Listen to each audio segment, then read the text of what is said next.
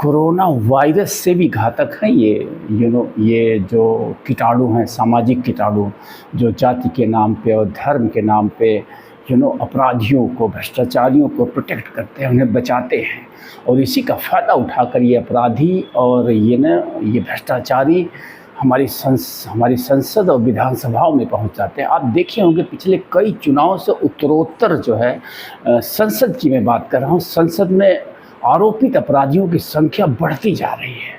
इस समय ये जो पिछला चुनाव हुआ था, इसमें लगभग 45% आरोपित सांसद हैं हमारे, जिनके ऊपर इनमें से लगभग 35% तो ऐसे हैं जिनके ऊपर गंभीर आरोप हैं।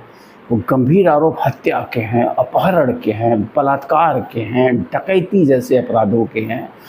तो मेरी चिंता का विषय ये है कि कहीं इस चुनाव में, जो 2024 का लोकसभा चुनाव होने जा रहा है, स्टार्ट हो चुका है, कहीं इसमें इनकी संख्या और बढ़ने तो नहीं जा रही है, कहीं ये मोर देन 50% तो नहीं होने जा रहे हैं, कहीं ये हमारी संसद में बहुमत से तो नहीं आने जा रहे हैं।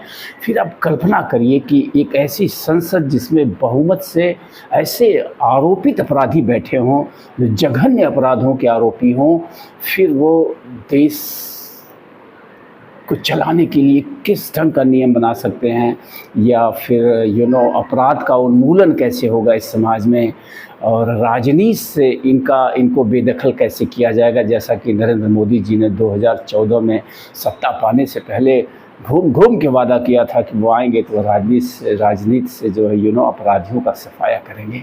तो मित्रों, मेरा कहने का मतलब बस ये है कि हमें कुछ तो सोचना पड़ेगा। उनकी संख्या कम होती जा रही है, फिर भी मैं उन बुद्धिजीवियों को जो देश को सच में बदलते देखना चाहते हैं, जो सही में देश को एक सभ्य देश देखना चाहते हैं, एक कानून प्रिय देश देखना चाहते हैं, जहाँ समानता हो, न्याय हो, भय भूख, भ्रष्टाचार, अपराध और अन्याय न हो, सब लोग बराबरी के साथ, गौरव के साथ, सम्मान के साथ जी सकें। तो ऐसे लोगों से मेरी यही अपील है कि इस बार कुछ तो शपथ लेनी पड़ेगी हमें कुछ तो शपथ जरूर लेनी पड़ेगी। ऐसी शपथ मैंने पिछले कई चुनावों से ले रखी है कि मैं किसी अपराधी या भ्रष्टाचारी को वोट नहीं दूंगा।